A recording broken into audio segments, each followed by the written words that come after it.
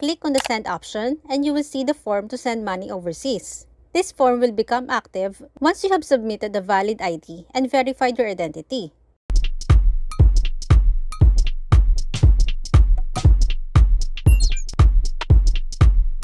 Visit the Rocket Remit website link.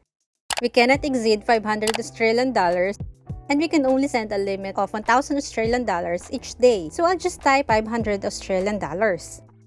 Click Calculate. Now on this page, we can see the conversion of the Australian dollar to Philippine peso here. And just below that we can see the exchange rate. Click Login up here if you already have an account, or click Sign Up to proceed. Let's start the registration by typing your first name, last name, mobile number, and email address, and type your password here. Verify that you are not a robot, then click Register to create your account. On the welcome page, type the 5-digit Rocket code that you have received on your mobile number. Click Next. Provide your date of birth and your country of birth. Select which option applies to you. Select your occupation. Provide your address down here. Click your gender, then click Next.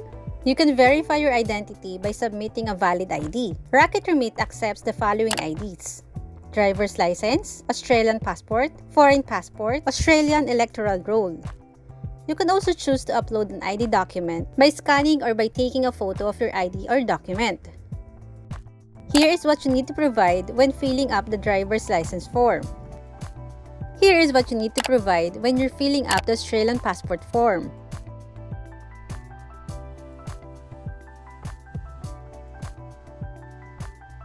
Here is what you need to provide when you're filling up the form of foreign passport that has an Australian visa. Here is what you need to provide when you're filling up the Australian electoral roll form. And here are the options you can select when uploading an ID document.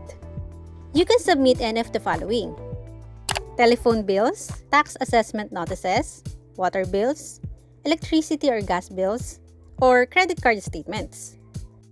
If you need more time to complete this step, just click Save and Complete later. Now you can see 3 options here.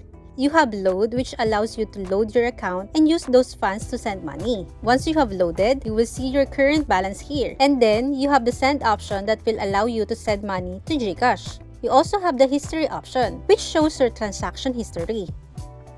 To start sending, click on the Send option and you will see the form to send money overseas. This form will become active once you have submitted a valid ID and verified your identity. This Finish Registration button will change to Send Now button when you have successfully verified. When you have verified, provide all the necessary information about your recipient, including full name, complete address, and the amount you want to send in Australian dollars. Click the Send Now button. You will then receive a payment confirmation SMS containing your one-time code. Reply with the confirmation code to authorize the payment to the receiver's mobile wallet. After a successful money transfer, you will receive an SMS receipt with your transaction reference number. And that's it, guys! If you find this tutorial helpful, please like, comment, and subscribe. Thank you so much for watching and I will see you in my next video. Bye!